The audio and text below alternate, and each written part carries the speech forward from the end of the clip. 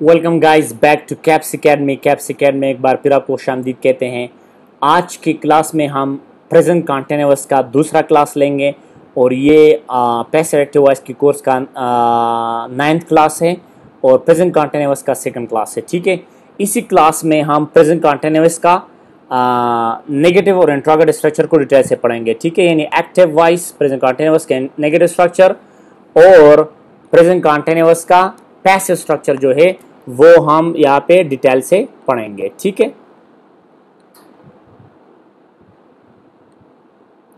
तो चलो शुरू करते हैं। सबसे पहले यहाँ पे नेगेटिव स्ट्रक्चर को आते हैं एक्टिव वॉइस का। एक्टिव वॉइस वो सेंटेंस होता है जिसमें सब्जेक्ट कोई काम करता है, जिसमें सब्जेक्ट एक्टिव होता है। वो तो पिछले क्लास लेक्चर में भी हमने डिटेल से इसको पढ़ा है। ठीक है, तो यहाँ पे आप सब्जेक्ट लगाएंगे। ठीक है, और फिर helping verb as am are बनेगा और फिर नॉट आएगा और फिर फोर फॉर्म ऑफ वर्ब और ऑब्जेक्ट था। फोर फॉर्म ऑफ वर्ब हम क्या कहते हैं? ING form of the verb भी इसको कहते हैं। ठीक है, तो आप जो है फर्स्ट फॉर्म ऑफ वर्ब के साथ अगर आप आईएनजी लगाएं तो ये फोर फॉर्म ऑफ वर्ब बनता है, या आईएनजी फॉर्म उसको भी कह सकते हैं आप। ठीक है, सो या प्रेजेंट पार्टिसिपल भी इसको कह सकते हैं। अब नेगेटिव में आप मनफी, मसलन अगर मैं कहता हूं अली खत नहीं लिख रहा है, या नहीं जब आ जाए मनफी, तो इसके लिए हम नेगेटिव स्ट्रक्चर का इस्तेमाल करेंगे। तो आप कहेंगे Ali is not writing a letter. इसी तरह वो मेहनत नहीं कर रही है, तो आप फिर इस्तेमाल करेंगे शी इज नॉट। यहाँ पे नॉट आएगा। ठीक है, मैं नॉट भूल गया हूं तो आप यहाँ पे नॉट लिखे। ठीक है, इसके बाद she is not working hard, वो मेहनत नहीं कर रही। They are not talking in English, वो इंग्लिश में बातें नहीं कर रहे हैं। इसी तरह we are not speaking English, हम इंग्लिश में बातें नहीं कर रहे हैं, हम इंग्लिश नहीं बोल रहे हैं। ये इज नॉट टीचिंग मी, वो मुझे नहीं सिखा रहा है। They are not going to America, वो अमेरिका नहीं जा रहे हैं। Jawad and Fawad are not writing letters, Jawad और फवाद जो है वो खत नहीं लिख रहे हैं। Ghani is not abusing the student, Ghani जो है वो बच्चों को गाली नहीं दे रहा है। तो ए सिंगुलर नाउन के साथ एज लगेगा, शी के साथ भी एज आ जाएगा, ही के साथ भी एज आ जाएगा। और एक सिंगुलर नाउन यानी एक नाम जब आ जाए, एक नाउन यानी एक नेम जब आ जाए, उसके साथ भी एज लगाएंगे हेल्पिंग वर्ब। और दे के साथ आर लगेगा। और प्लूरल नाउन के साथ यानी जवाद और फवाद, ये दोनों प्लूरल नाउन है। ठीक है, तो इसके साथ आप आर लगाएंगे। ठीक है, और वी के साथ भी आप आर लगाएंगे। ठीक है, वी आर। और दे के साथ भी आप आर लगा सकते हैं। ठीक है, और इसी तरह आई के साथ हेल्पिंग वर्ब एम आएगा, शी के साथ एज, ही के साथ इज, दे के साथ आर, वी के साथ आर, यू के साथ आर, सिंगल नाउन के साथ इज और प्लूरल नाउन के साथ आर। इसको आप जरा नोट करें, पिछले क्लास में हमने डिटेल से इसको पढ़ा था। ठीक है, अब ये तो हो गया एक्टिव वॉइस, एक्टिव वॉइस की सेंटेंसेस की नेगेटिव स्ट्रक्चर। ठीक है, और अब पैसिव वॉइस को इसको किस तरह कन्वर्ट करेंगे पैसिव वॉइस में, मैं यहाँ पे ले जाता हूं। अब पैसिव वॉइस को जरा देख लें। पैसिव वॉइस में सब्जेक्ट लगेगा। ठीक है, फिर हेल्पिंग वर्ब होंगे एज, एम, आर और नॉट लगाएंगे, क्योंकि नेगेटिव है। नेगेटिव स्ट्रक्चर को आप नेगेटिव स्ट्रक्चर में कन्वर्ट करेंगे और साथ में बीइंग लगाएंगे, फिर थर्ड फॉर्म ऑफ वर्ब और फिर बाय फ्रेज, आप बाय फ्रेज लगाएंगे। ठीक है, इसी तरह अगर आपको पॉजिटिव सेंटेंस दिया है तो आप पॉजिटिव प्रेजेंट कंटिन्यूअस में, अगर आपको प्रेजेंट कंटिन्यूअस का पॉजिटिव सेंटेंस दिया है तो आप उसकी पॉजिटिव सेंटेंस में आप कन्वर्ट करेंगे पैसिव वॉइस का, यानी पॉजिटिव स्ट्रक्चर में करोगे। अगर नेगेटिव स्ट्रक्चर का सेंटेंस दिया है एक्टिव वॉइस का तो आप नेगेटिव स्ट्रक्चर पैसिव वॉइस को आप कन्वर्ट करेंगे। तो यहाँ पे है Ali is not writing a letter, तो ये ट्रांसिटिव वर्ब है और साथ में ऑब्जेक्ट भी आया है, तो लिहाजा आप कहेंगे अ लेटर, और अ लेटर के साथ हेल्पिंग वर्ब चूंकि सिंगुलर नाउन है एज आएगा। A letter is not being written by Ali. इसी तरह she is not working hard, ये इंट्रांसिटिव वर्ब है, साथ में एडवर्ब आया है, ऑब्जेक्ट नहीं है, तो लिहाजा ये इम्पॉसिबल है। ठीक है, इसी तरह they are not talking in English, ये भी टॉकिंग जो है वो भी इंट्रांसिटिव वर्ब है और साथ में प्रीपोजिशनल फ्रेज आ गया है, या ऑब्जेक्ट ऑफ प्रीपोजिशन इसको हम कहते हैं। ठीक है, ये आ गया तो लिहाजा ये भी चेंज नहीं हो सकता, इसको आप लिखेंगे इम्पॉसिबल। वो सेंटेंस हम चेंज करेंगे, याद रखिए वो सेंटेंस हम चेंज करेंगे जो जिसके साथ ट्रांसिटिव वर्ब है और साथ में ऑब्जेक्ट भी है, ऐसे सेंटेंसेस को आप चेंज कर सकते हैं। ठीक है, next one is we are not speaking English, तो ये भी ट्रांसिटिव वर्ब है और साथ में ऑब्जेक्ट भी आया है। ठीक है, इंग्लिश, तो लिहाजा इसको आप चेंज कर सकते हैं। आप कहेंगे इंग्लिश अब इंग्लिश सिंगुलर ना है तो आप इज लाएंगे, English is not being spoken by them.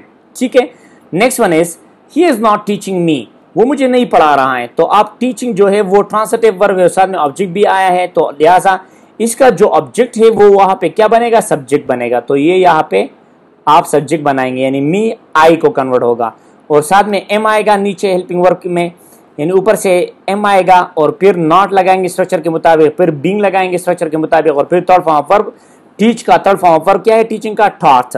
So I am not being taught by him, यहाँ पे मैंने बाय भूल गया हूं तो आप लिखिए बाय हिम। ठीक है, next one is they are not going to America.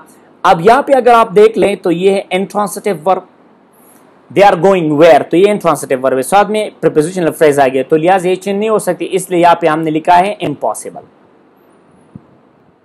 Next, Jawad and Fawad are not writing letters, Jawad और फवाद खतूत नहीं लिख रहे हैं, तो ये भी एक ट्रांसिटिव वर्ब है और साथ में ऑब्जेक्ट भी आया है, तो लिहाजा ये चेंज हो सकता है। तो आप लेटर्स से शुरू करेंगे, लेटर्स चूंकि जमा है तो आर लगाएंगे लेटर्स, और फिर नॉट लगाएंगे letters are not being written by Jawad and Fawad. इसी तरह Ghani is not abusing the student, तो ट्रांसिटिव वर्ब है अब्यूजिंग और ऑब्जेक्ट भी आया है, तो आप कहेंगे द स्टूडेंट्स, अब स्टूडेंट जमा है तो आर लगाएंगे, द स्टूडेंट्स आर और फिर नॉट लगाएंगे, the students are not being abused by Ghani. इसी तरह जो है आप इस्तेमाल कर सकते हैं। ठीक है, अब इसकी नेगेटिव को आप नेगेटिव में कन्वर्ट करना चाहिए, पॉजिटिव को आप पॉजिटिव में कन्वर्ट करना चाहिए। ठीक है, अब जाते हैं इंट्रोगेटिव स्ट्रक्चर की तरफ। Now look at the interrogative structure. Look at the interrogative structure of a present continuous. अब interrogative structure में जो है हम क्या करते हैं कि जितने भी tenses है उसमें जो helping verb आते हैं वो helping verb अगर आप subject से आगे लगाएंगे, आगे लाएंगे तो ये interrogative बनते हैं। ठीक है, तो यहाँ पे helping verb SMR था, तो लिहाजा SMR को हमने subject से पहले लगा दिया है, फिर आप V4 यानी four form of verb ING form लगाएंगे, इसके बाद फिर आप ऑब्जेक्ट लगाएंगे। ठीक है, तो इससे बनेगा आपका सवालिया वाला जुमला, यानी जो सवाल करता है, यानी इंट्रोगेटिव स्ट्रक्चर यानी इंट्रोगेटिव सेंटेंस बनेगा। ठीक है, मसलन क्या अली खत लिख रहा है, और ये जुमले क्या से शुरू होंगे, क्या अली खत लिख रहा है, तो आप अली चूंकि सिंगुलर नाउन है तो एज लगाएंगे। याद रखें शी और ही के साथ सब्जेक्ट से पहले एज लगाया जाएगा, दे यू वी के साथ आर लगाया जाएगा, सिंगुलर नाउन के साथ यानी एक बंदे के नाम के साथ भी एज लगाएंगे, और प्लूरल नाउन के साथ आप आर लगाएंगे। ठीक है, और आई के साथ आप एम लगाएंगे। ठीक है, सो इज, अब यहाँ पे अली है तो आप कहेंगे is Ali writing a letter, क्या अली खत लिख रहा है, तो आप यहाँ पे कहेंगे letter, is a letter being written by Ali. ठीक है, Is she working hard, तो ये है आपका इम्पॉसिबल, क्योंकि ये तो इंट्रांसिटिव वर्ब है जिस तरह हमने पिछले स्ट्रक्चर में किया है। Are they talking in English, तो ये भी इंट्रांसिटिव वर्ब है, लिहाजा इसलिए इसको हमने इम्पॉसिबल लिखा है। ठीक है, आर वी स्पीकिंग इंग्लिश, क्या हम इंग्लिश बोल रहे हैं, तो लिहाजा ये ट्रांसिटिव वर्ब है, ऑब्जेक्ट भी है, तो आप यहाँ पे कहेंगे इंग्लिश है यहाँ पे, तो इंग्लिश से पहले चूंकि सिंगुलर नाउन यहाँ पे एज आएगा, is English being spoken by them, और क्वेश्चन मार्क को आपको लाजमी लगाना चाहिए। Okay, next one is he teaching me, क्या वो मुझे पढ़ा रहा है, इज ही टीचिंग मी, तो आप इज ही टीचिंग मी, क्या वो मुझे पढ़ा रहा है, तो यहाँ पे चूंकि ट्रांसिटिव वर्ब है और ऑब्जेक्ट भी आया है और ये इंट्रोगेटिव है, तो इंट्रोगेटिव स्ट्रक्चर में कन्वर्ट करेंगे। आप यहाँ पे आई लाएंगे और आई से पहले एम लगाएंगे, am I being taught by him, यहाँ पे आप बाय लगाएंगे, मैं बाय भूल गया हूं तो आप यहाँ पे लगा सकते हैं, am I being taught by him. ठीक है, are they going to America, चूंकि आर दे गोइंग तो ये क्वेश्चन पैदा करता है वेयर का, तो लिहाजा ये चेंज नहीं हो सकता, इसलिए आप इम्पॉसिबल लिखेंगे।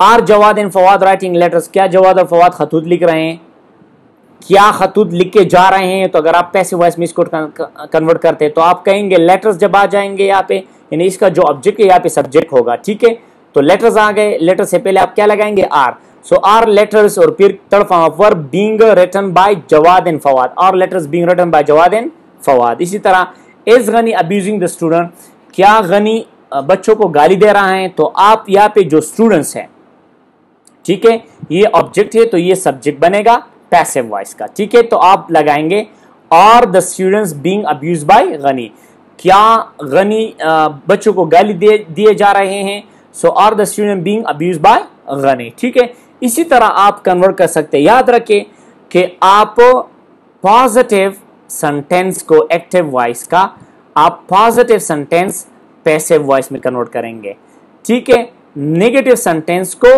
नेगेटिव सेंटेंस में आप कन्वर्ट करेंगे, ठीक है। और इंट्रोगेटिव सेंटेंस को आपको इंट्रोगेटिव सेंटेंस में कन्वर्ट करना चाहिए। ये रूल्स आपको याद रखना चाहिए, ठीक है। स्ट्रक्चर में कुछ नहीं है, अगर आपको स्ट्रक्चर ज्यादा आ जाए, मसलन प्रेजेंट कॉन्टिन्यूअस का एक्टिव पॉजिटिव स्ट्रक्चर क्या है, subject plus ASMR plus form of verb plus object. इसका जो पैसिव है वो क्या है, subject plus ASMR plus being plus third form of verb plus by phrase.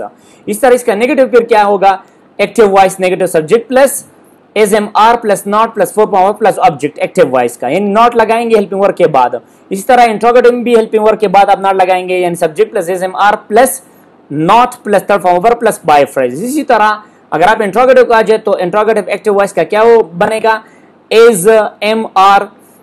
ASMR plus subject plus four form of verb plus object, ठीक है। इसी तरह अगर आप पैसिव वॉइस में पैसिव वॉइस के इंट्रोगेटिव स्ट्रक्चर को आ जाए प्रेजेंट कॉन्टिन्यूअस का, तो ये बनेगा ASMR plus subject plus being plus third form of verb plus by phrase.